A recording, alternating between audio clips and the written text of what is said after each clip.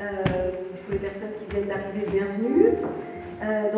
Embarcadère, c'est 5 jours de rencontres littéraires, de débats autour de sujets d'actualité et une journée de poésie qui aura lieu à Hénande le 28.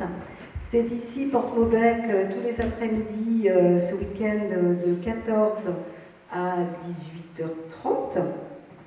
Et il y a 3 tables rondes chaque après-midi.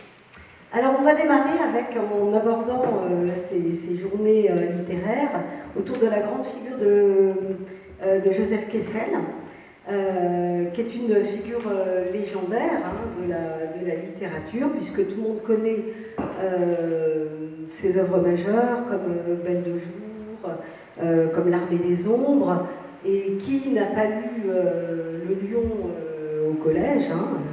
C'est aussi l'auteur du célèbre Chant des partisans.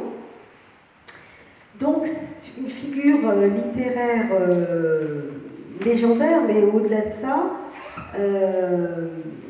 une légende aussi comme homme, dans son rôle pendant la guerre, résistant, reporter de guerre. Une œuvre monumentale donc.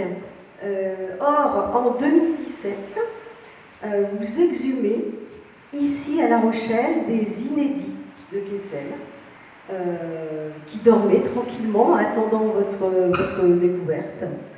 Je vous donne d'abord la parole. Je vous présente Olivier Ginesté. Vous êtes l'éditeur qui avait mis le nez creux et avait édité ces inédits. Pascal Génaud, vous êtes chercheur en littérature, vous êtes doctorant sur Kessel et vous avez mis au jour cet inestimable manuscrit que vous avez d'ailleurs eu la gentillesse de nous amener, on pourra montrer. Alors évidemment, Kessel est très jeune quand il écrit ce carnet qui, conséquemment, est très lisible. Ah ben, je vous ai montré une page. C'est ce qu'était. Il était vraiment très jeune.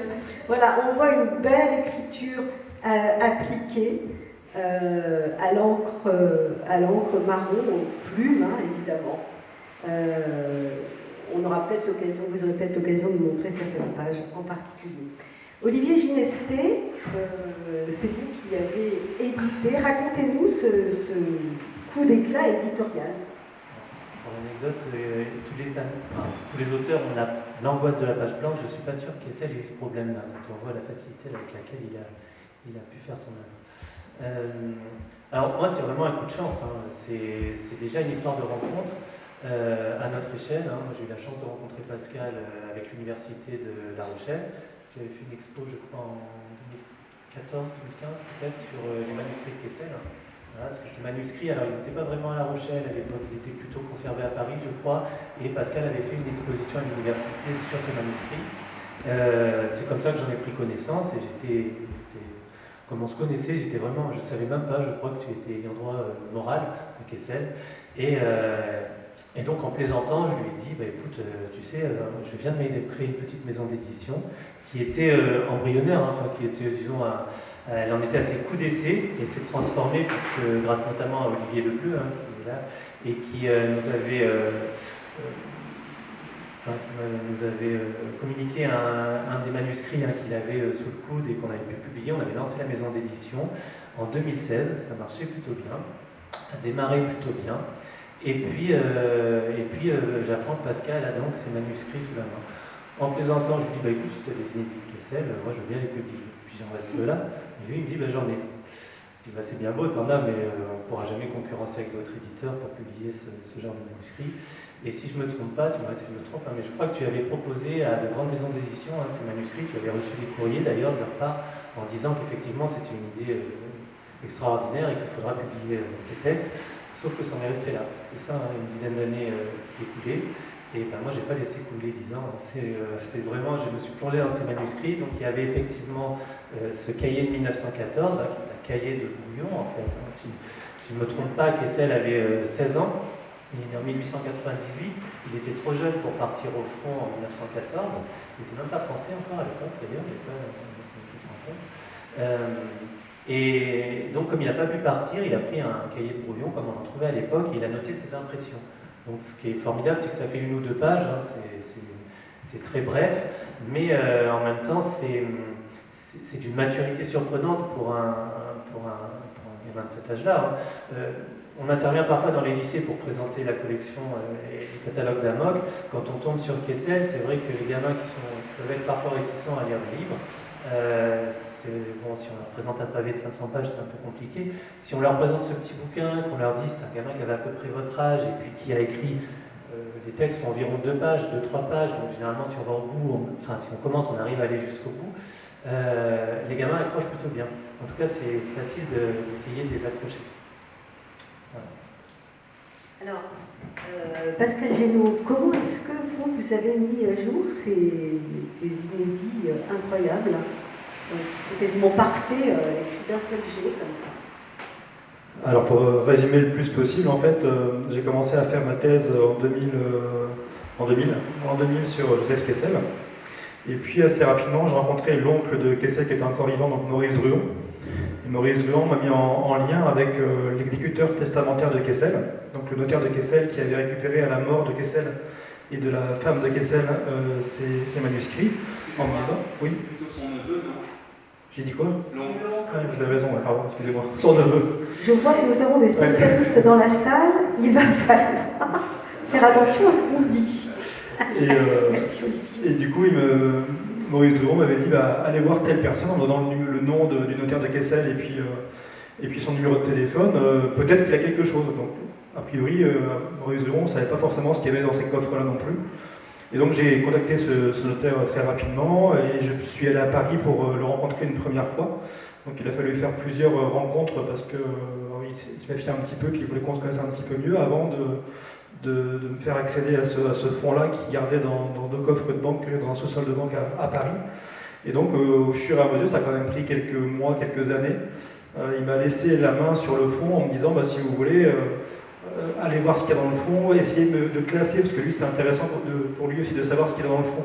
Essayez de classer ce qu'il y a dans le fond, parce que c'était plein de cahiers, de feuilles, des fois volantes épars dans des coffres en fait, et dans des cartons.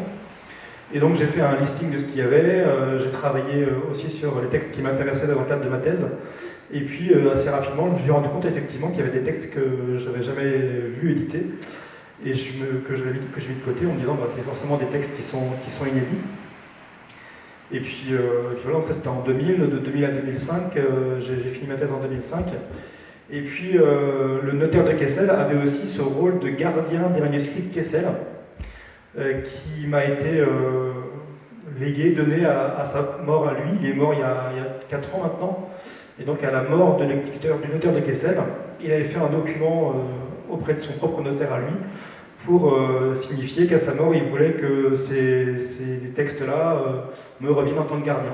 Donc j'ai pu récupérer ces textes-là à Paris, les ramener à l'université de La Rochelle, et puis assez rapidement, c'est là que ce que tu disais Olivier, c'est là qu'on a commencé à évoquer effectivement le fait de pouvoir faire publier des textes inédits de Kessel. Effectivement, j'avais eu, moi, dès que j'ai trouvé ces textes dans les années 2000, j'ai envoyé des lettres aux grandes maisons d'édition, notamment à Gallimard, qui était la maison un peu historique de Kessel, et puis j'avais eu des retours assez enthousiastes, mais comme tu disais, ça a pris des années, et puis les premiers retours étaient plutôt il faut qu'on voit, pourquoi pas.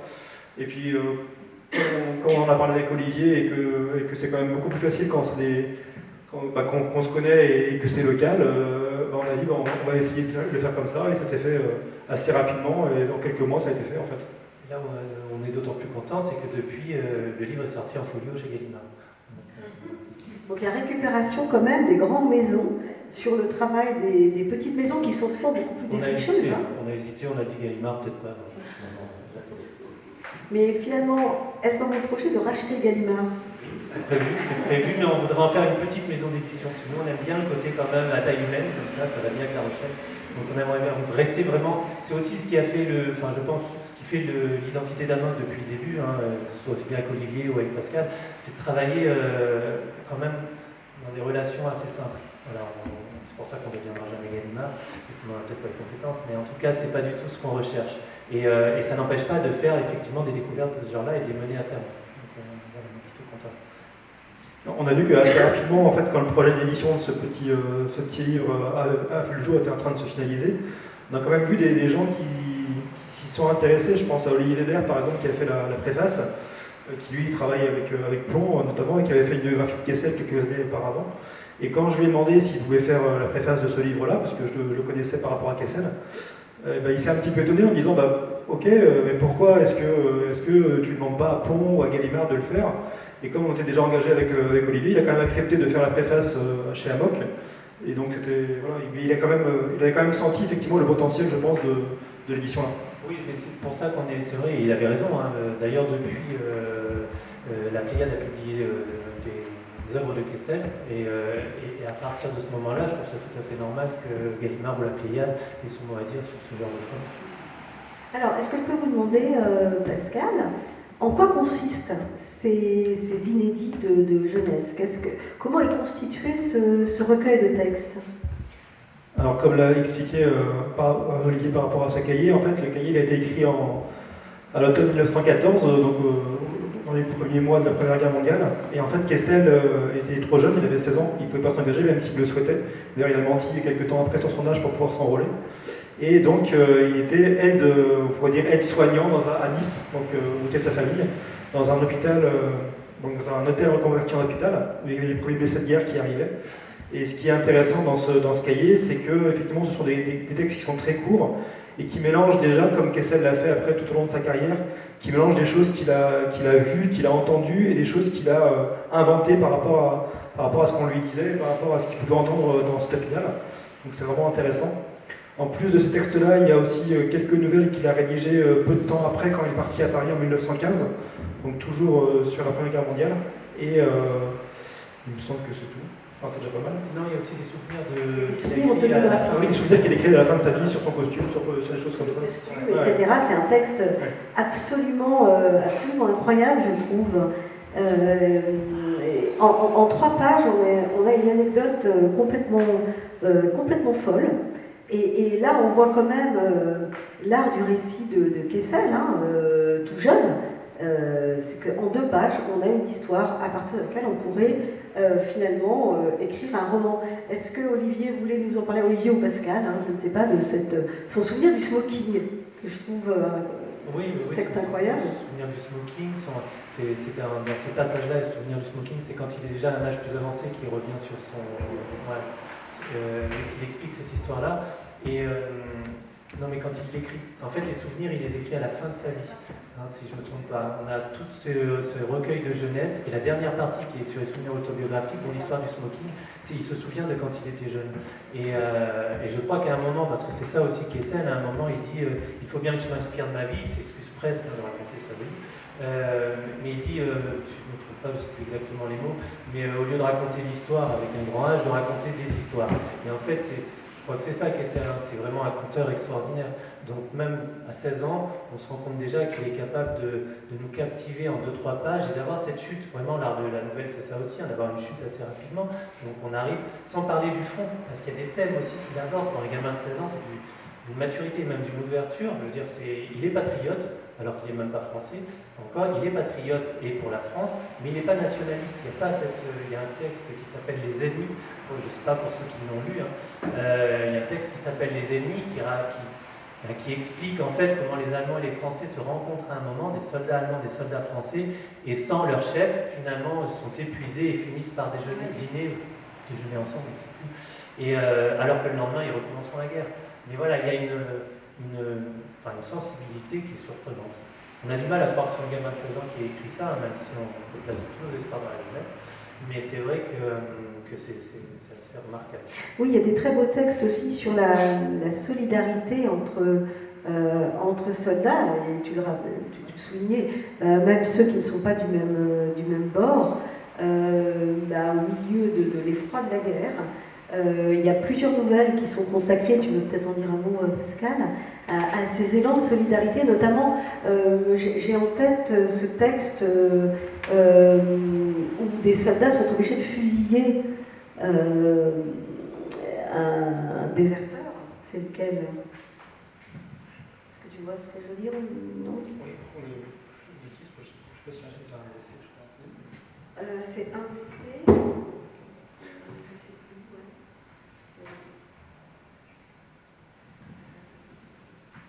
Et on va aussi. Ouais, c'est le seul PC. Oui, je crois que c'est là. Et c'est là où on voit qu'il y a déjà l'âme du reporter, en fait. C'est pas simplement l'écrivain, le romancier, le conteur. Il y a vraiment aussi presque cette enquête. Et ce qui est intéressant aussi par rapport à ce livre-là, c'est que le but, c'était pas de publier pour publier les inédits de Kessel, c'est publier les inédits qui nous paraissaient intéressants et d'avoir assez de matière pour faire une publication d'inédits thématiques. Et en fait, dans le fond, il y a quand même pas mal de cartons qu'on a récupérés. Et dans le fond de Kessel, il n'y a pas tant de textes inédits que ça. Il y a beaucoup de versions différentes des ouvrages qu'on connaît. Donc c'est intéressant de travailler dessus, sur la génétique des textes. Mais sur les inédits en tant que tel, il n'y a pas tant de textes inédits que ça. Et c'est vraiment sur la Première Guerre mondiale qu'on avait le plus de fonds d'inédits possible. Enfin, et donc c'était vraiment intéressant thématiquement de pouvoir faire ça. Et aussi, comme on disait, on avait en tête ce public un peu jeune, lycéen notamment, que ça pouvait intéresser puisqu'il avait 16 ans quand il a écrit ça.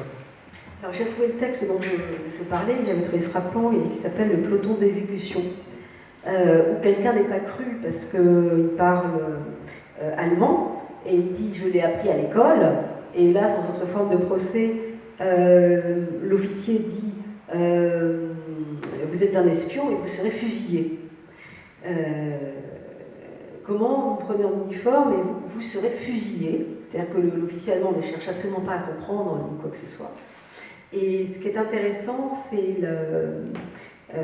les sentiments des soldats qui doivent fusiller l'un des leurs. Hein. Alors il se passe une scène atroce, mon camarade est collé contre le mur, le bras en écharpe. En face de lui, ces hommes exténués de souffrance, les traits douloureux, avec le dégoût du meurtre dans les yeux. Et ça, c'est ce que saisit très bien Kessel, c'est que même dans la pire des guerres, il y a encore des éclairs d'humanité ou de compassion, de pitié, même si la guerre ne fait pas de cadeau et que, évidemment, vous avez deviné la fin, hein, il sera bien fusillé. Hein. Il n'y a pas de happy end. Il y a rarement de happy end. Je vous propose une lecture d'une nouvelle hein, qui fait 3 pages et qui s'appelle L'uniforme fantaisie, qui est une nouvelle que j'ai trouvée extrêmement touchante. Et quand on pense qu'elle a été écrite par un tout jeune homme, c'est assez vertigineux parce que vous allez voir l'émotion qui se dégage de ce texte. C'était mon camarade de chambry, plus mon voisin de lit, donc quelque chose à la fois comme un frère et une obsession. Un peu crapule au civil, chauffeur de grande maison, né à Montmartre, décidé à y mourir très vite. Il avait conquis par son aplomb ses aptitudes débrouillardes à la flamme mauvaise qui allumait parfois son regard, le respect des copains de la chambrie. « Tu es de Paname, toi » décida-t-il sans appel le jour où il m'aperçut, un peu ahuri sous la capote monumentale que venait de me délivrer le brigadier d'habillement. Je serais arrivé de Concarneau ou de Carcassonne que je n'aurais jamais osé l'avouer, tellement sa sentence était catégorique. D'ailleurs, il me prit en affection et protection, ce qui facilita infiniment mes débuts dans la vie militaire. Et nous eûmes de longues causeries. Nous parlions de la qualité du pinard, du front qui nous attendait bientôt et de l'injustice classique des chefs et de mes occupations civiles. Un soir qu'il était en veine de discussions politiques, de philosophie, ce philosophe populaire de 20 ans me déclara « Mon vieux, moi la sociale ou les camelots du roi, ça m'est égal. Les riches, tant que j'ai de quoi manger proprement et me faire friser tous les dimanches, je ne leur en veux pas. J'étais heureux avant d'être ici.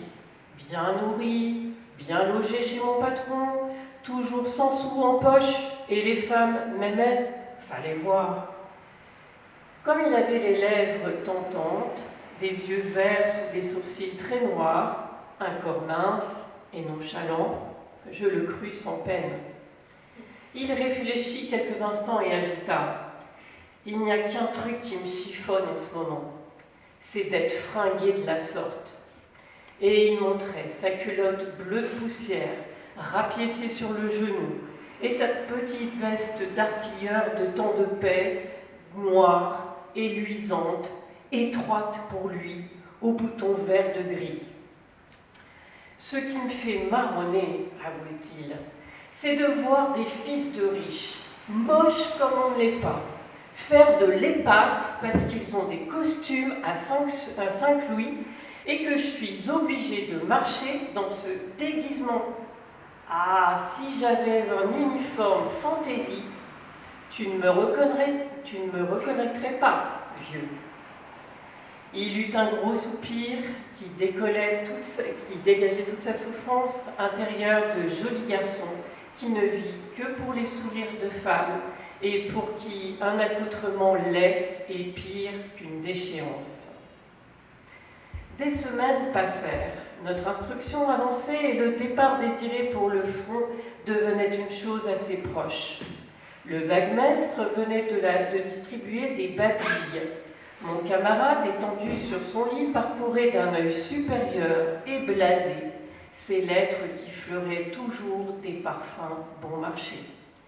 Soudain, il se dressa et vint s'asseoir près de moi. « Dis donc, vieux, devine ce qui m'arrive. Il y a Suzanne, tu sais, ma sœur, celle qui est dans la couture, qui s'est cotisée avec ma vieille pour m'offrir un uniforme fantaisie. C'est chic, hein? Je dois l'essayer à ma prochaine perle, dimanche. » Toute la semaine, il ne fit qu'en parler, demander des conseils. Il vécut son rêve. Et au retour de Paris, ce fut pire. Détails sur la couleur, la forme des poches, sur les écussons, sur le bouffant de la culotte, sentiment de sa supériorité envers les pauvres qui, eux, n'avaient que les défroques du régiment. Sa tenue devait être prête pour le dimanche suivant. Mais pour une blague un peu forte, je crois, il avait chippé quelques livres de chocolat à la cuisine. Il eut 8 jours de prison. Donc, permission supprimée. Comme il prenait sa couverture pour descendre en sa tôle, selon son expression, il hésita quelques instants puis me dit « C'est embêtant de ne pas les traîner, mon uniforme, et je ne saurais même pas s'il est bien puisque tu es un copain. Tu devrais aller venir voir chez mes vieux et me raconter comment il est. » Je lui promis de le faire. Il me donna l'adresse et suivit en sifflotant le brigadier de semaine qui l'attendait. Dimanche matin, je montais par la bruine d'hiver vers la rue d'Henri-Mont et je sonnais à un de ces petits logements propres et bien comme il faut, comme seuls peuvent en avoir les ouvriers soigneux de Paris. J'expliquai le but de ma mission et la mère, une bonne vieille, joyeuse de voir le monsieur qui dormait à côté de son fils, me mena dans la chambre, ouvrit l'armoire en noyer et me montra seul et neuf l'uniforme que le tailleur venait de rapporter.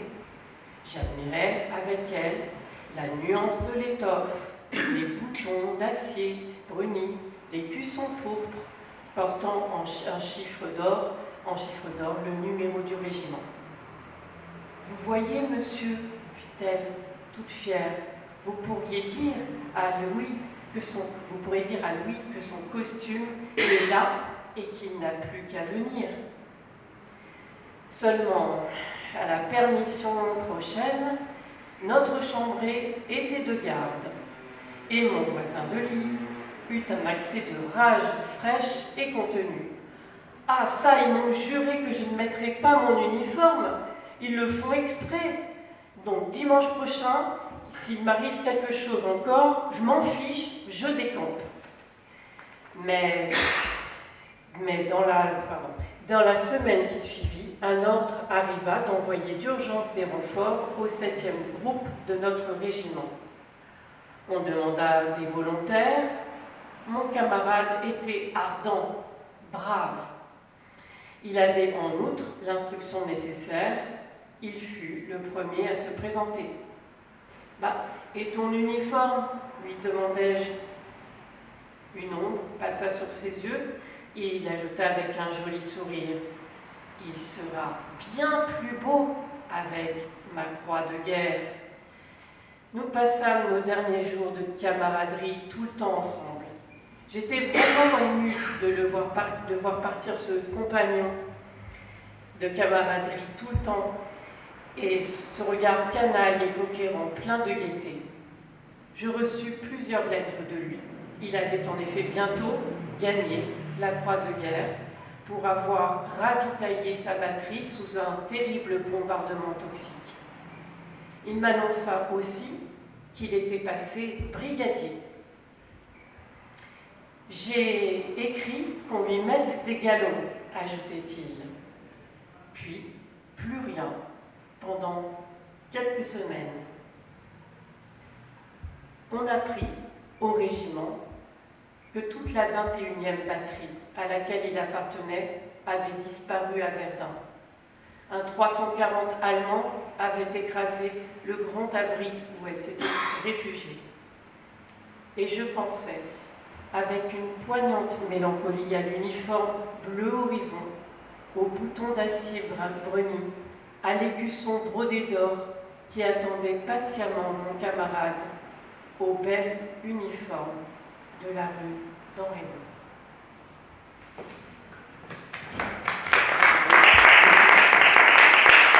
Merci Laurence pour cette lecture qui, je pense, donne tout son poids à l'émotion qui se dégage du texte de Kessel.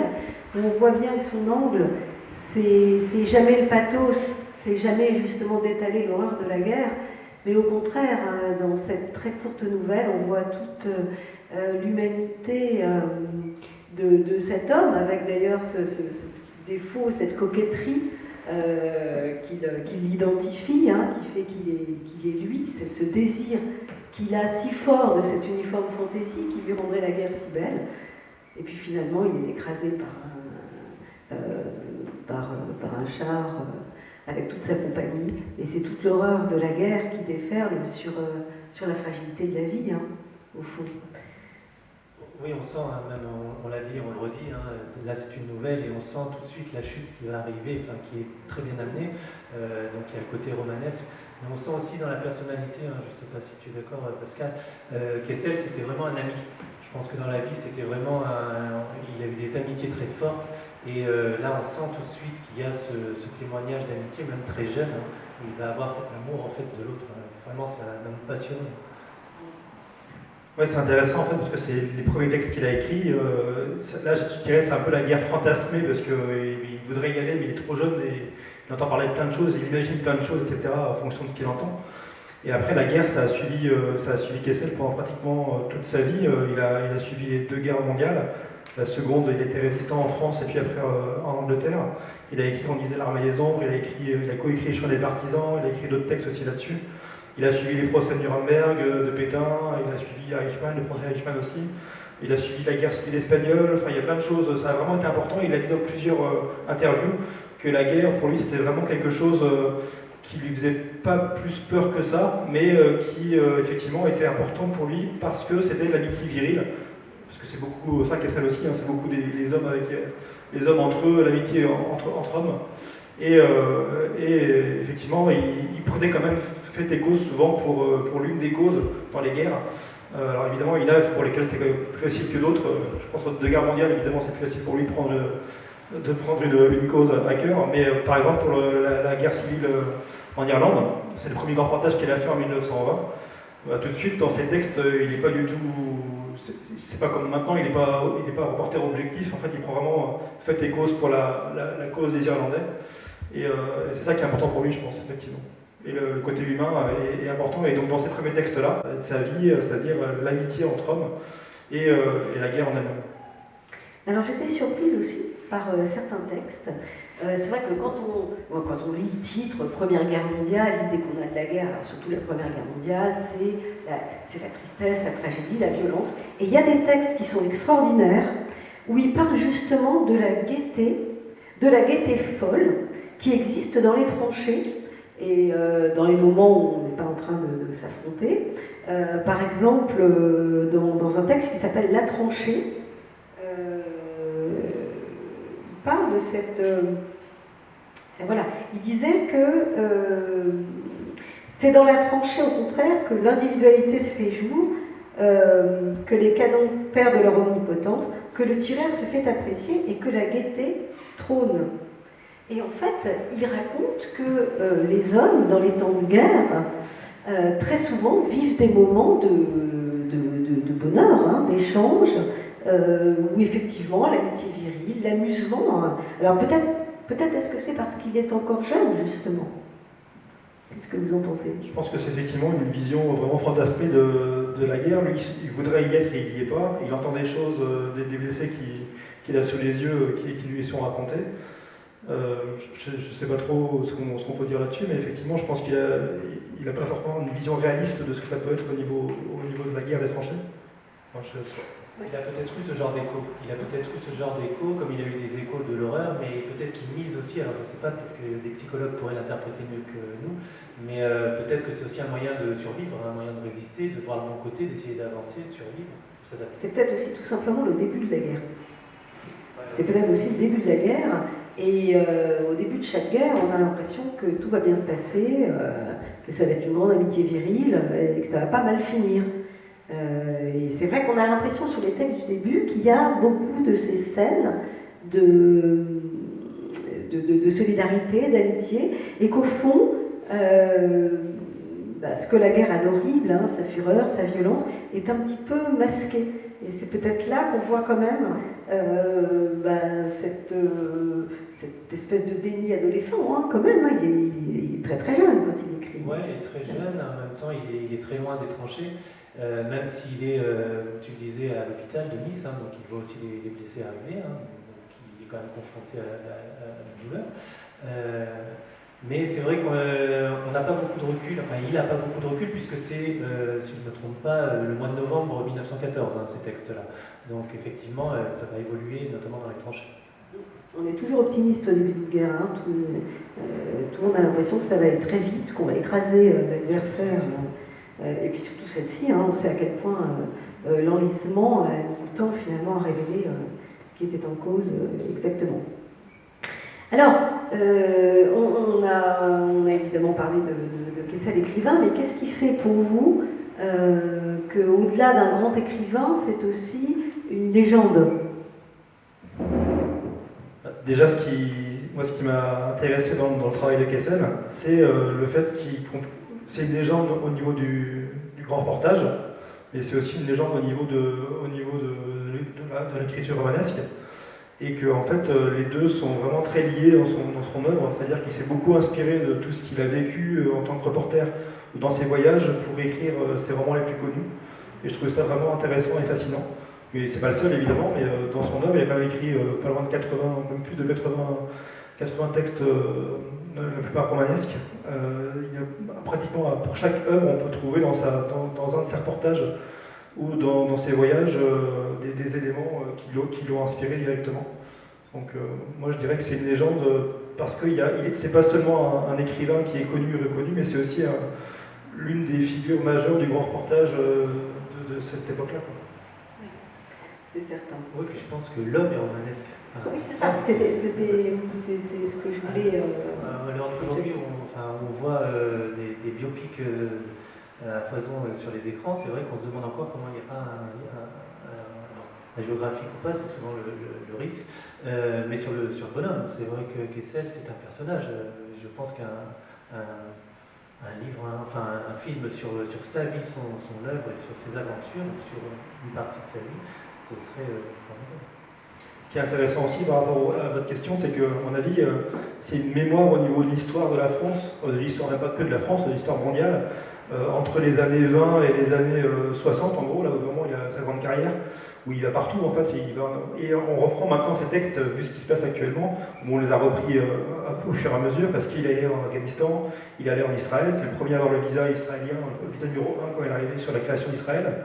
Enfin, il a été dans beaucoup de pays, il a donné à voir, grâce à ces textes, à ceux qui ne pouvaient pas se déplacer, ce qu'il avait vécu, ce qu'il avait pu observer lui de ses yeux, à beaucoup de personnes, à beaucoup de lecteurs à son époque. Et c'est encore des témoignages souvent historiques qui sont intéressants. Même s'ils ne sont pas, comme je disais tout à l'heure, très objectifs souvent. Mais c'est ça qui est intéressant aussi. Oui, il y a finalement, il y a de nombreuses facettes du personnage. Hein. Il y a l'écrivain qui écrit dans une langue très, très classique, très belle, mais il y a le grand reporter, et puis il y a aussi le résistant. Et ça, ces trois figures font que Kessel, c'est pas seulement un grand écrivain. D'ailleurs, j'avais envie de vous poser à tous les deux la question, un petit peu provocatrice. Est-ce que Kessel, c'est pas un peu un anti-Proust? C'est-à-dire que finalement, dans la littérature française, dans le panorama qu'on peut avoir nous, on a l'impression qu'il y a deux types d'écrivains. Il y a ceux qui s'enferment dans une espèce de tour d'ivoire et qui regardent le monde un peu de loin, qui vont puiser dans une sensibilité très singulière. Et puis il y a ceux qui parcourent le monde et qui ont un rôle aussi de grand témoin. Je pense à certains auteurs comme Émile Louet aussi, qui sont un peu à l'opposé, c'est-à-dire on a l'impression qu'il y aurait des écrivains un peu, j'ai envie de dire, un peu virils, aventuriers, qui courent le monde et qui reflètent les problématiques de notre temps, et d'autres qui seraient plus dans l'exploration intime. Comment vous situez Kessel par rapport Kessel ne reste pas dans sa chambre allongé sur son lit à écrire son livre pendant des années. C'est pas le personnage. En crachotant comme Proust. Non, mais alors après j'aurais du mal à parler de Proust parce que j'aurais bien dit que Kessel a une écriture très accessible. C'est un conteur extraordinaire, c'est ce que je disais tout à l'heure, mais en plus c'est vrai que même s'il est à la fois proche de nous et très loin, parce que les textes, ça fait plus de 100 ans, quand on lit du Kessel encore aujourd'hui, ça se lit très facilement. Je trouve que l'écriture n'est pas désuète. S'il y avait des Proustiens dans la salle, ils me tireront les oreilles à la fin, mais c'est plus difficile d'accès. C'est pas péjoratif du tout, mais c'est quand même beaucoup plus difficile d'accès. Donc c'est sur ces deux plans où je pense qu'on peut faire une différence. D'ailleurs, on l'a vu au niveau, moi je l'ai vu au niveau de la recherche universitaire, quand j'ai commencé ma thèse il n'y a pas si longtemps que ça, mais ça passe vite, en 2000. Kessel n'était pas du tout au niveau universitaire reconnu, c'est-à-dire qu'on avait un petit peu de haut en disant pourquoi Kessel, c'est quand même pas terrible Kessel au niveau Il y a un côté populaire peut-être. Voilà. Et là, depuis quelques années, je crois 5-6 ans peut-être, une dizaine d'années au maximum, on entend parler de plus en plus de Kessel, je pense, parce que par rapport à ce que je disais tout à l'heure, il y a plein de choses qui sont passées dans le monde qui font qu'on revient sur ce qu'il a écrit, parce qu'il connaissait beaucoup les pays, Israël, l'Afghanistan, etc., plein de choses intéressantes. Et il commence à être vraiment reconnu maintenant en tant qu'écrivain majeur français. Il est entré dans la Pléiade alors qu'il y a 20 ans, c'était même pas on en avait parlé pourtant avec Gallimard quand on avait trouvé les inédits, et je leur avais dit il y a de quoi faire une Pléiade, parce qu'il y a des inédits, il y a des textes, plein de versions des textes hyper connus. Et il m'avait dit non, Kessel dans la Pléiade, non, c'est pas possible. Parce qu'il était peut-être réduit à son rôle de grand reporter, de journaliste, et puis en plus avec un style extrêmement accessible, limpide, qui correspondait peut-être pas justement à l'idée qu'on se faisait des grands intellectuels. Voilà. Après, quand il a essayé, entre guillemets, de faire son intellectuel, c'est-à-dire de faire son grand roman russe, on va dire, ça n'a pas marché, et ça l'a beaucoup affecté, ça l'a beaucoup blessé. Le Tour du Malheur. Et donc, quel est le roman russe en question? C'est d'inspiration russe. C'est pas un roman russe, mais lui il aimait bien Dostoïevski, etc. Donc il a fait un roman en 4 tomes qui s'appelle Le Tour du Malheur. Très personnel, je crois, sur sa vie. Ouais, très autobiographique. Et ça s'est pas très bien vendu, donc il a été vraiment affecté par rapport à ça. Mais par contre, ce qui est intéressant aussi, je pense, par rapport à ce que tu disais sur le fait que ça se lit bien, il y a une grosse différence entre les premiers écrits de Kessel dans les années 20-30, donc l'équipage. Fortune carrée, etc. Et à mon avis, son dernier grand roman qui est Les Cavaliers. et que moi personnellement c'est celui que je préfère parce que c'est beaucoup plus dans l'introspection, dans la psychologie du personnage, et on est moins j'allais dire le va-vite, c'est péjoratif, mais on a l'impression qu'au début il a vraiment envie de toucher un petit peu à tout, qu'essaie de faire vite les choses. Il écrit des romans en quelques jours, en s'enfermant pendant quelques jours, puis après il va faire les soirées, il dort plus pendant plusieurs autres jours pour récupérer. Enfin, il a vraiment un rythme de vie impressionnant. Et vers la fin de son existence, il se calme un petit peu, ça commence avec le lion et surtout les cavaliers. Et les cavaliers, c'est un roman qui met beaucoup plus de temps à écrire, il a plus de difficultés pour écrire, et ça se ressent, je trouve, quand on le lit, et c'est beaucoup plus adulte, mûr, je sais pas comment on pourrait dire. Mature peut-être. Il y avait une question dans la salle d'Olivier. C'est plus une remarque. Je pense que si on se posait la question de dire, et on pourrait à l'inverse le rapprocher de qui, il y a un nom qui me semble s'imposer, c'est Romain Gary. Oui, bien sûr. Et ce sont tous les deux des étrangers, remarqués, et qui se sont passionnés à la fois pour la langue française, pour la France, et qui ont tous les deux été impliqués dans des faits de guerre, de résistance. On peut après c'est des parcours assez différents, mais il y avait aussi tous les deux originaires de l'Est, oui. Et aussi deux personnes qui brûlaient la vie un peu par les deux bouts. Ouais.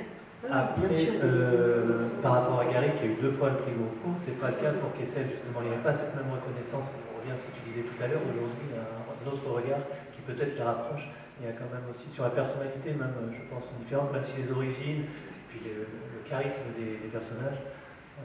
Je pense que toute personne qui s'intéresse à Kessel doit lire bien sûr Amok, les inédits, mais doit lire Sur la piste du lion de Yves Courrière. Qui est pour moi la plus grande biographie je sais pas si je pense que Pascal aura un mot à dire. Ah bon, d'accord. Parce que là aussi c'est une histoire d'amitié, visiblement, avec Courrière, c'est une grande histoire d'amitié. Justement, c'est difficile d'écrire quand tu es si proche de quelqu'un. Sans doute. Ça m'intéresse de savoir ce que Pascal a en dit. Moi, je pense que tu penses par rapport à la Pléiade sur le fait qu'on a souligné quelques petites attitudes, des choses un petit peu qui n'étaient pas forcément les bonnes, etc., qui avaient été peut-être mises un petit peu de côté ou dessus par Courrière, parce qu'ils se connaissaient, comme disait Olivier, pas forcément évident d'être objectif, de faire une biographie quand on connaît ou quand on admire, ce qui était, je pense, mon cas, quelqu'un. Mais effectivement, moi, c'était mon outil de travail quand j'ai fait ma thèse sur Kessel, parce qu'il y a tout dedans, pratiquement. Après, ça donne envie d'aller encore plus loin, d'aller vraiment voir les vrais articles, etc. Mais en tout cas, c'est une base de travail formidable et c'est une base monumentale de travail de la part de Courrière aussi, évidemment. Alors, en entendant Laurence lire cette nouvelle, j'étais frappée par la modernité du vocabulaire. Il y a évidemment du vocabulaire qui est daté, tout le vocabulaire qui est ancré dans l'histoire, la façon de nommer les vêtements, la capote, les machins, la chambrée, mais aussi du vocabulaire qui a toujours cours aujourd'hui, comme les fringues, les vieux, je sais plus ce qu'il y avait encore, en tout cas du vocabulaire qui paraît justement très, très actuel, très parlé. Et il y a ce côté-là chez Kessel, c'est peut-être d'ailleurs ce qui concourt à donner cette impression d'une plume assez populaire, accessible, pas forcément noble, justement, c'est qu'il y a vraiment tout le vocabulaire familier qui est là, et qui sans doute, tu parlais des adolescents tout à l'heure, c'est vrai qu'on peut se reconnaître dans ce lexique qui est celui de la vie courante, quoi. Oui, puis je pense que quand on dit populaire, c'est pas péjoratif du tout. Je crois que pour faire un clin d'œil à La Rochelle, il y a un auteur qui était au Café de la Paix, Simenon. Je crois que c'est Henry James qui disait comment on peut être autant populaire et aussi beau. En parlant de Simenon, je pense qu'on pourrait retourner le compliment à Kessel. C'est vrai qu'il avait cette popularité, ses grands succès, mais en même temps, moi je trouve d'une qualité remarquable. Ce qui est marrant par rapport à ce que vous disiez sur la qualité d'écriture ou sur les vocabulaires qu'il emploie, c'est que à quelques années d'intervalle au début de sa carrière, on a retrouvé donc des cahiers du même format que ça qu'il avait fait quand il était au lycée, avec des pastiches de Fables de La Fontaine par exemple, ou de poèmes connus. Et de l'autre côté, en 1915, à la Sorbonne, il a sa licence de lettres moderne, enfin de lettres, de littérature française, pardon, sur la composition des vers de Devigny. Donc très technique et en faisant très attention à ce qu'il dit et aux termes qu'il emploie. Et d'ailleurs, je crois voir que là, il y a quelques feuilles volantes et que c'est un poème. Oui, ça on l'a pas encore trop analysé, donc il était dans le cahier, on l'a pas mis dans le. En tout cas, là, c'est pas de la prose, hein. Non, ouais, et c'est pas en lien directement avec la guerre, mais oui, il y a plusieurs cahiers comme ça. J'étais surprise, puisque là, on voit clairement des vers. Hein. Oui, il a plusieurs cahiers où il a écrit. Pascal qui a écrit ça. Ouais, c'est ça. Il y a plusieurs cahiers où il écrivait beaucoup avec ses amis, notamment avec son frère, qui était un peu plus jeune que lui, et ils ont écrit des pièces de théâtre, ils ont écrit des poésies comme ça, soit des poésies qu'ils ont eux-mêmes inventées sur leur vie de lycéen, soit des poésies détournées, en fait, connues et détournées. Tu as cité son frère rapidement, c'est un épisode dans sa vie qui l'a, je sais pas, affecté tout au long de sa vie, alors qu'ils étaient très jeunes et que son père, Maurice Druon, est mort très jeune aussi. Ils avaient 15 mois d'écart, je crois, peut-être, ou c'est un acteur qui s'est suicidé, c'est ça? Un jeune acteur prometteur, hein, a priori, qui s'est suicidé. Oui, il était dans les premiers conservatoires, et Kessel était pris aussi, mais derrière, on va dire. Et c'est quand il est parti en Irlande, en fait, juste avant qu'il parte en Irlande. Oui, pardon. Juste, c'était 1920, si je ne me trompe pas. Et en fait, c'était juste. C'est à cause un petit peu de ça qu'il est parti pour essayer de penser à autre chose. Il est parti faire son premier grand reportage en 1920 pour la liberté en Irlande.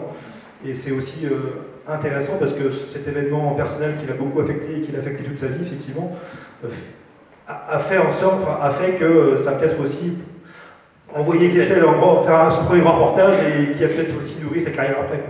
Donc c'est important, effectivement. Il y a beaucoup de liens entre sa vie personnelle et ce qu'il a pu faire en tant que production soit romanesque, soit journalistique. Alors je crois que j'arrive à peu près à déchiffrer, c'est assez beau, hein. C'est assez romantique, ça ne m'étonne pas. Hein. C'est sur Vigny, vous dites qu'il avait... C'est sa licence de lettres qu'il a fait sur Vigny, oui. Alors je ne suis pas sûre... Mais c'est pas ça, je pense pas. Non. Mais là, je pense que c'est une tentative de vers, hein, qui dit « La nuit écoute, lente, lente, tomber goutte à goutte des vieux clochers, les corps rythmiques, métalliques des gouttes. » Voilà. Ça n'a pas été publié, c'est vraiment de l'inédit absolu, hein, que je viens de déchiffrer. pas tout à fait sûr. Mais, alors, je voulais vous poser la question, est-ce que tout Kessel est déjà dans ses écrits de jeunesse, ou est-ce que, d'après vous, il y a quand même encore des choses qui se cherchent, des petites maladresses À mon avis, il y a ce que je disais tout à l'heure, c'est-à-dire la guerre, on voit déjà qu'il est fasciné par la guerre, il y a l'amitié virile, comme tu disais, il y a d'un côté le fait de bien regarder ce qui se passe et de rendre compte de ce qui se passe, et de l'autre d'imaginer aussi en fonction de ce qu'il peut entendre. Donc ça, c'est vraiment intéressant. Après, il y a plein de choses, évidemment, qu'il n'y a pas dedans, qu'il va y avoir plus tard. La découverte, les voyages dans d'autres pays, d'autres façons de vivre, d'autres civilisations. Ce qu'il va faire, le voyage qu'il va faire en Afrique en 1930, par exemple, ça va marquer beaucoup. L'autre voyage qu'il va faire en Afrique, au Kenya, qui va donner le lion après. Il y a plein de choses tout au long de sa vie qu'il va découvrir. En fait, il va toujours être à la recherche de nouvelles choses. Il y a quand même beaucoup de choses en germe là qui sont déjà présentes, c'est sûr. Et toi ? Oui, puis les rencontres qu'ils font quand il est en Afrique, pour Fortune Carrée, pour tous ces livres-là, c'est encore une fois la proximité qu'il a avec l'humain. Enfin, c'est vrai qu'il n'écrit pas dans sa chambre, même si là il peut y avoir quelque chose de fantasmé parce qu'il ne le connaît pas, le reste c'est quand même c'est pas de l'autofiction, hein, mais il y a quand même quelque chose à la fois personnel et à la fois de romanesque. Ce qui était frappant aussi dans le recueil, c'était pour un adolescent la compassion qu'il a, l'intérêt qu'il a pour les enfants, et notamment les enfants dans la guerre. Il y a d'ailleurs un texte qui s'appelle « Les enfants et la guerre », où voilà.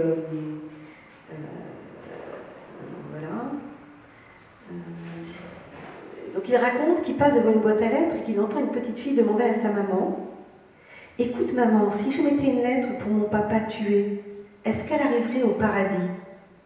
Et la mère, refoulant des soldats, n'a pu répondre que par un baiser fiévreux.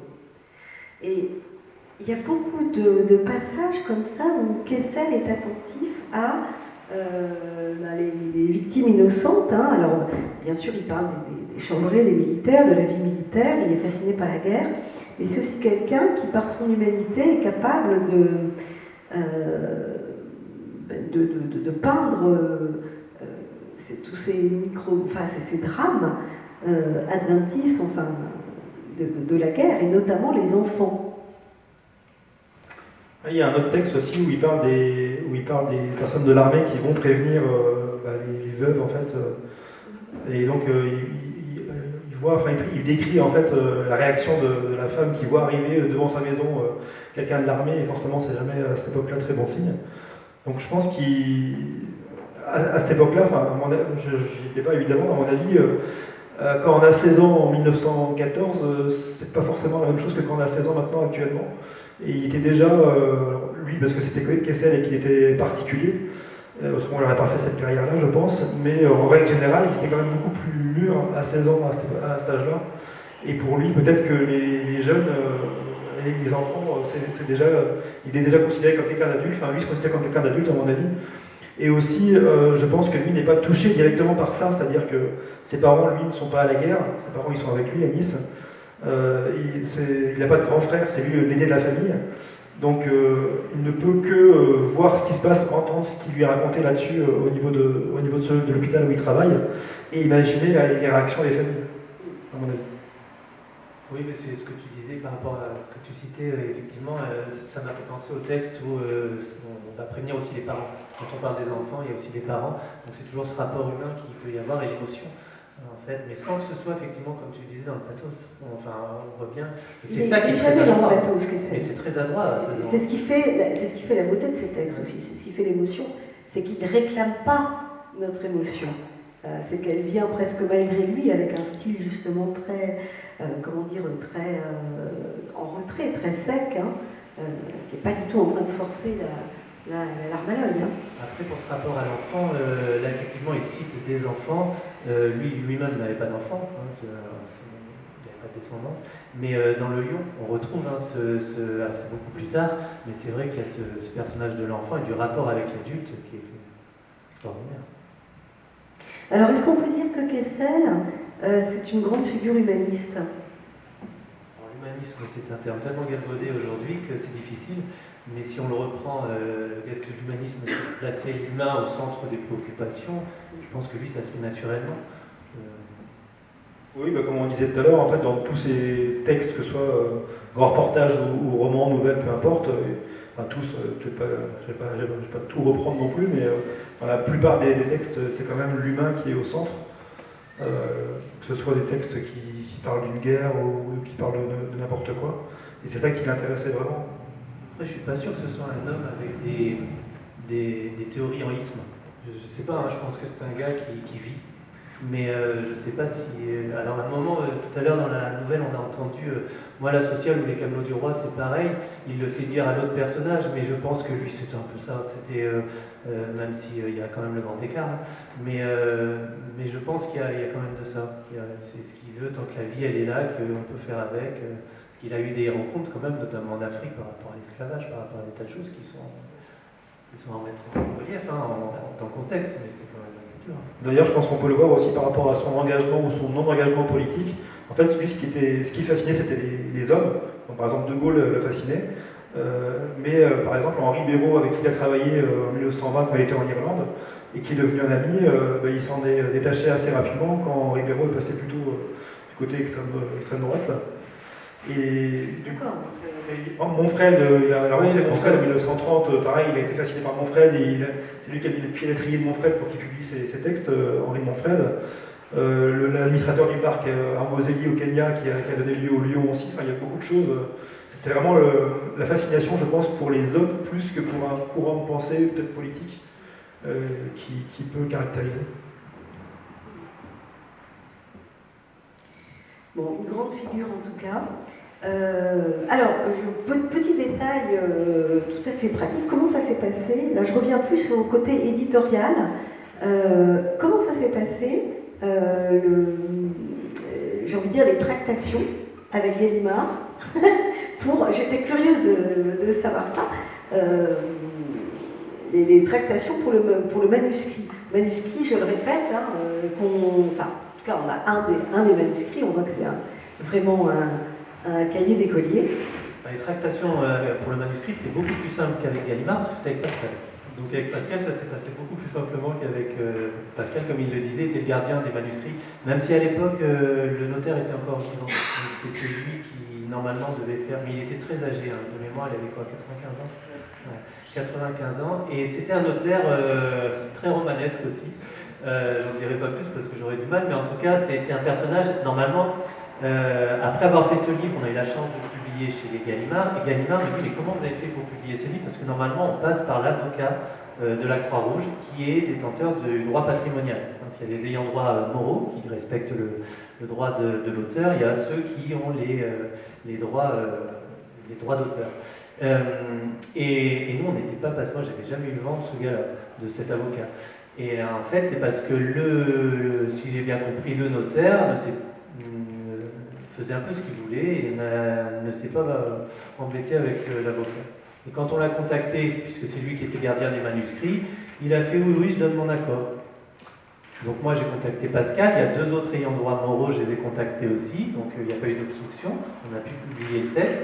Et après, quand l'avocat l'a appris, il ne nous a pas dit, vous n'auriez pas, enfin, il nous a dit, vous auriez dû passer par moi, mais jamais il ne nous a dit, il faut qu'on arrête ça tout de suite, c'est fini. Il était très content que ce livre voit le jour, et voilà, c'est rentré dans l'ordre.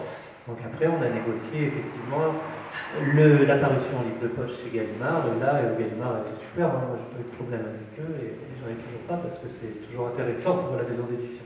Bien sûr. Oui, parce que la femme de Kessel, qui est décédée 2 ans après lui, en fait, était d'origine irlandaise, et donc elle avait légué les droits d'auteur de Kessel à la Croix-Rouge irlandaise. Donc c'est pour ça qu'on doit encore de nos jours traiter avec la Croix-Rouge irlandaise, pour ça. Ce qui veut dire que quand on achète un livre de Kessel, il y a une partie qui est reversée à la Croix-Rouge irlandaise. Tout ce qui est droit d'auteur. C'est intéressant de savoir. En fait, il n'est pas encore dans le domaine public. Comme il faut 70 ans après le décès de l'auteur, hein, pour tomber dans le domaine public, lui il est mort en 79, donc il n'est pas encore dans le domaine public, et effectivement, donc il y a toujours des droits d'auteur qui sont versés à la Croix-Rouge. Intéressant. En tout cas, un sacré personnage. Pascal, je voulais vous demander, vous, qu'est-ce qui vous a amené, qu'est-ce qui vous a conduit à vouloir faire une thèse sur Kessel? Qu'est-ce qui vous a fasciné dans ce personnage? En fait, pour être tout à fait franc, moi je voulais faire une thèse sur Camus. Et mon directeur de thèse m'a dit... Il était pris ce jour-là. Il m'a dit, vous avez passé 3 ans à lire ce qui a été fait sur Camus. Que pensez-vous de Joseph Kessel? Et puis honnêtement, Joseph Kessel, moi je connaissais, comme vous avez dit, Lyon. J'avais lu Lyon, mais sans plus, quoi. Et donc j'ai passé tout l'été à regarder ce qu'avait fait Kessel. Enfin, pas tout, parce qu'un été ça suffit pas. Mais voilà, j'ai essayé de voir un peu les choses les plus connues. Et moi, je voulais travailler sur le lien justement entre le grand reportage et l'écriture romanesque. Et donc, il s'est très bien plié l'exercice. Et donc, je me suis dit, bah, pourquoi pas, partons là-dessus. Et puis après, il y a eu ce coup de chance formidable de trouver ce fonds manuscrit de Kessel qui a bien nourri en fait mon travail. Alors, est-ce qu'il reste des inédits que vous auriez encore sous le coude, que vous pourriez comme ça nous sortir, abracadabra, d'ici quelques années? Il en reste certains, mais comme je disais, c'est un petit peu disparate, il n'y a pas vraiment de thématique qui les regroupe tous. On a des petits textes inédits, on a des versions différentes de textes qui ont déjà été publiés. On a un roman qui n'est pas vraiment inédit, Pierre Lure aveugle, qui est le premier roman de Kessel, qui n'a jamais voulu publier de son vivant, mais qui est paru en feuilleton il y a très longtemps, il y a un siècle. Ça se faisait beaucoup à l'époque, il y a un siècle. Ça paraissait dans la presse. Voilà, ouais. Dans les années 1920, les années 20. Et ça, c'est un texte qu'il aurait renié alors? On s'est posé la question notamment avec Olivier parce qu'on a un courrier, je crois, de Kessel à Gallimard où il dit qu'il ne veut pas publier ce texte-là. Parce qu'il est passé à autre chose, mais c'est vrai que c'est pas catégorique non plus. Mais du coup, on se pose la question, on va se poser la question de savoir, lui, il ne voulait pas le faire, pourquoi est-ce que nous, on publierait maintenant, quoi. Mais bon. Alors que là, on n'avait pas de documents spécifiques où Kessel disait qu'il ne voulait pas qu'on publie ce qu'il avait fait. Il avait sans doute complètement oublié avoir écrit ça. Mais ça aurait été dommage de ne pas les lire, parce que c'est vrai que c'est des textes à la fois d'une limpidité et d'une efficacité qui montrent quel grand écrivain il est déjà en germe si jeune. Hein. Voilà, qui fait quelqu'un de tout à fait atypique dans le panorama de la littérature française. Et par rapport aux inédits, on a quand même eu la chance d'avoir un enseignant qui est ici à La Rochelle, qui est Serge Linkes, qui a dirigé la Pléiade de Kessel, donc on connaît bien tous les deux. Et c'est bien d'avoir un petit cercle en fait, qui se connaît bien, qui est sur place pour pouvoir travailler là-dessus. On a déjà commencé dans le cadre de la Pléiade, on a fait 2 tomes pour l'instant à utiliser et à pouvoir mettre en lumière quelques textes inédits, sachant qu'on n'a pas tout publié, donc il y a encore des choses qui, on espère, pourraient arriver dans les années qui viennent. Voilà. Mais en tout cas, il y a une politique éditoriale qui est maintenant plus cadrée, quoi, plus facile à suivre, on va dire. Alors, où est-ce qu'ils sont physiquement? Là, vous avez eu la gentillesse de nous amener un de ces cahiers. C'est très émouvant, d'ailleurs, de le tenir dans la main. Hein. C'est vraiment l'original, le cahier de brouillon de l'élève Kessel, où il s'essaye à devenir le grand écrivain qu'il va être. Mais alors, où est-ce qu'ils sont, tous ces inédits? Est-ce qu'ils sont à La Rochelle? Oui, ils sont dans mon bureau, en fait, à l'université. Alors, évidemment, dans une armoire forte fermée avec un code. Mais oui, ils sont ici. Le code, Pascal, immédiatement. Le micro. Je regarde sur mon téléphone parce que je ne connais pas. Bon, en tout cas, c'est un grand bonheur d'avoir pu découvrir ce fonds inestimable. Je vous remercie. Est-ce qu'il y aurait des questions dans le public ?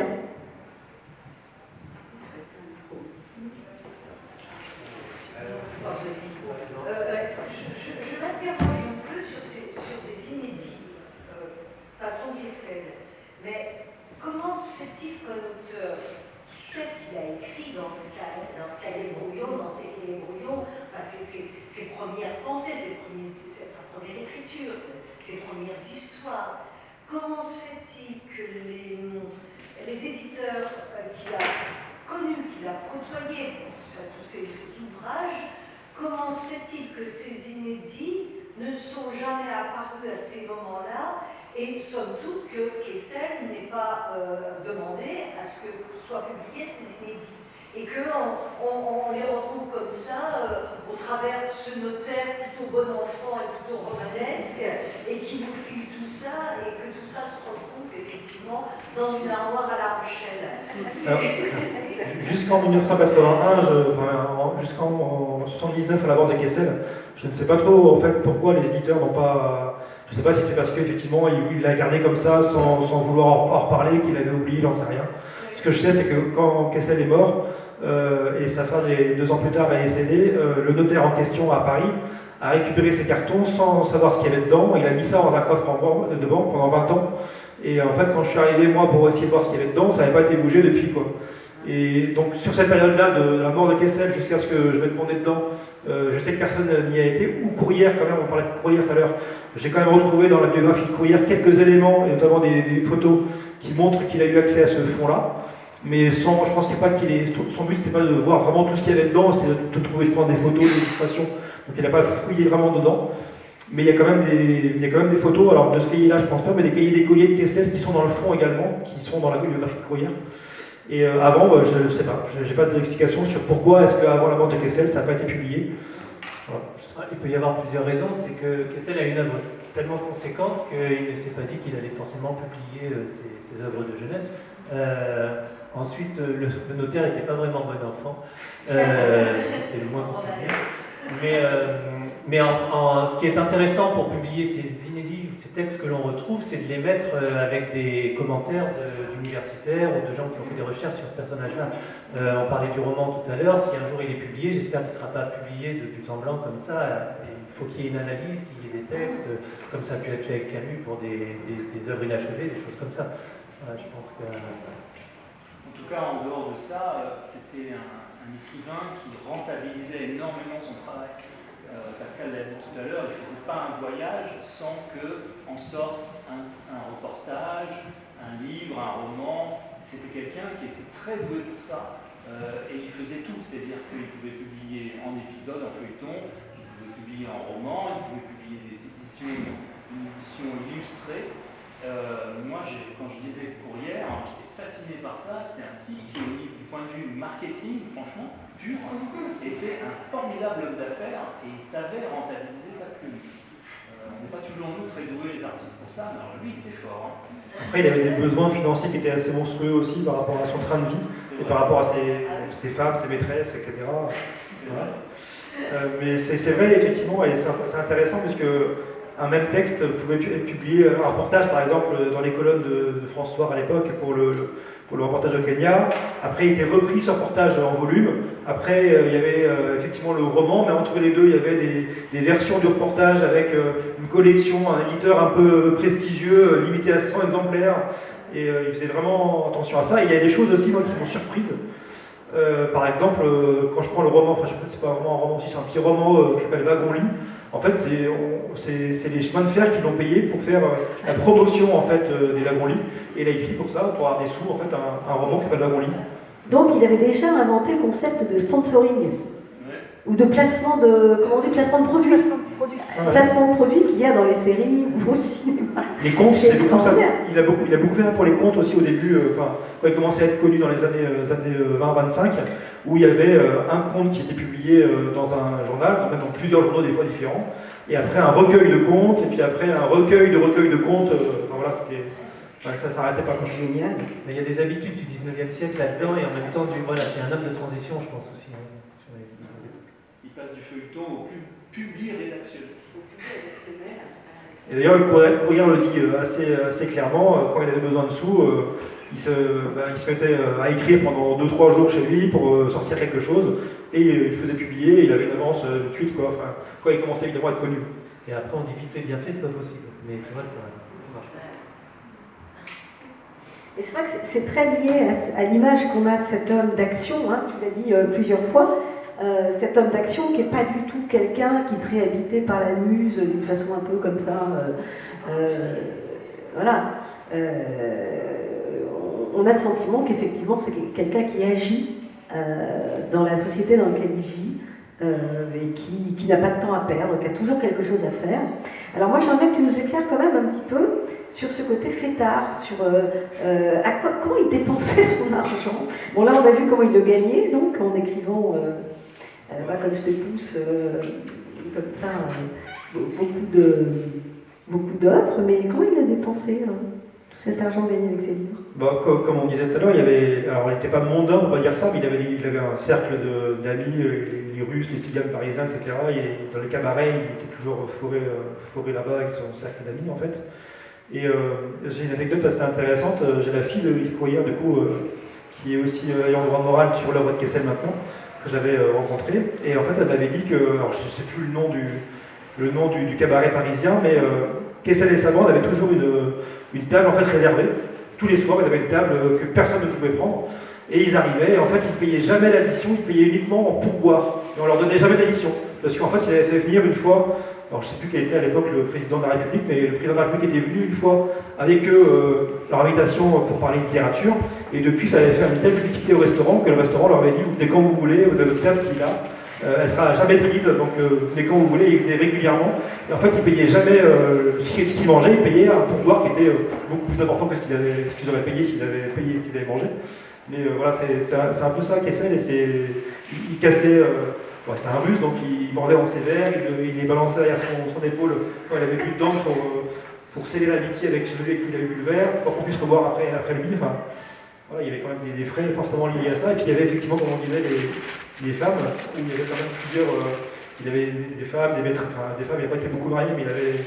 Qu'est-ce que vous voulez dire par il n'a pas été beaucoup marié? Vous pouvez développer? Parce que qu'est-ce que ça veut dire être beaucoup marié? Il a été marié une première fois assez jeune, et donc sa première épouse est décédée assez jeune. Voilà, d'une pneumonie. Et donc après, je pense qu'il a été un petit peu. Ça l'a beaucoup marqué. Et il se sentit très coupable parce que quand elle était au sanatorium en Suisse pour être traité, lui il rentrait aussi notamment pour faire la fête et il la trompait régulièrement. Et donc après, je pense qu'il fait un peu plus attention. Il avait des maîtresses, on pourrait dire, mais pas forcément de femmes officielles. En tout cas, il n'était pas marié. Et tout ça, on dit qu'il n'avait pas de descendance non plus. On ne sait pas si c'est en lien avec ça non plus, avec son rythme de vie ou avec ses. Ce que tu dis, il n'avait pas de descendance officielle. Oui, aussi, oui. Descendance, on n'en sait pas. on précise officielle. Que personne n'est venu récupérer les manuscrits en tout cas. Si l'un de vous se considère comme l'enfant de Kessel, qu'il se manifeste. On en est aux révélations, hein. Il y a eu la révélation du texte, et puis peut-être un homme assez mystérieux finalement. Et puis il y avait aussi, par exemple, quand je prends le grand reportage qu'il a fait en 1930 pour le matin sur la pile des esclaves en Afrique, le journal s'était engagé sur 1 million de francs à l'époque, ce qui était vraiment, c'était jamais vu à l'époque, un tel montant. Et donc il y a des moments où il n'arrivait plus à financer, il voulait partir en voyage, il n'arrivait plus à financer ses voyages, et il essayait de trouver des solutions pour ne pas les payer lui-même. Par exemple, quand il est parti au Kenya dans les années 50 pour faire le reportage qui a donné après le Lion, il y allait avec son épouse, et il y allait plutôt, il s'est fait financer par France Soir, mais il allait plutôt pour faire un voyage en fait, en Afrique, pour visiter les grands lacs, etc. Et par rapport à ce qu'il a vu, il a fait un reportage qui a donné un roman qui est son roman le plus connu, Le Lion, mais initialement c'était pour faire un voyage, qu'il voulait y aller en fait. Et il voulait trouver un moyen de se faire financer son voyage. Il a vraiment inventé le marketing moderne. Donc là, ça fait une facette de plus, hein, la facette homme d'affaires. Enfin, je crois qu'on découvre finalement des facettes du personnage. On avait l'impression de le connaître, disons. D'ailleurs, on voit dans les correspondances qu'il a avec Gallimard à l'époque, où des fois il y a des lettres qui sont très explicites par rapport à ça, où il demande plus de sous, où il dit que la communication n'a pas été faite comme il fallait pour mettre en avant son nouveau roman, etc. Et c'est vraiment intéressant. Après, il peut se permettre, de se dire s'il fait ça, c'est parce que Gallimard, comme François, il retrouve aussi leur intérêt. Il ne fait pas ça juste par générosité. Voilà. Bon, écoutez, on a ici la librairie Calligramme qui nous a fait un choix de textes intéressants sur Kessel. Alors, Kessel lui-même est excusé, il ne peut pas venir, mais vous pourrez, son fils non plus, à moins qu'il soit dans la salle. Je pense qu'il y a peut-être des choses qu'on découvrira encore à l'avenir. En tout cas, vous pouvez... alors, à moins qu'il y ait encore des questions dans la salle, vous pouvez passer... Oui. Quelle est pour vous sa plus belle œuvre? La meilleure œuvre. Tout à l'heure, j'ai parlé des Cavaliers. Pour moi, c'est au niveau du roman. Après, j'aime bien aussi ces nouvelles qu'il a fait, Marie de Cork, par exemple, quand il était en Irlande, là, qui a donné Marie de Cork, et qui c'est sans doute dans le recueil qui s'appelle Les Cœurs Purs. Et pour moi, c'est vraiment... j'aime bien, j'apprécie beaucoup. Une balle perdue aussi, sur la guerre d'Espagne. Ça, c'est des courts textes. Mais vraiment, au niveau du roman, moi, j'ai été vraiment happé par Les Cavaliers. Pour moi, c'est le plus... personnellement, c'est son plus beau roman. Mais il y a beaucoup d'autres, mais c'est vraiment celui-là pour moi. C'est vrai qu'il y a des textes tellement différents que c'est difficile de savoir, c'est pas vraiment la même chose. Une balle perdue, c'est un texte très court, Cavalier, c'est un texte plus conséquent, mais il y a Les Mains du Miracle, par exemple, j'ai beaucoup aimé Le Lion, mais c'est tellement facile que c'est vrai que Les Mains du Miracle est un roman moins connu et qui pourtant est sublime.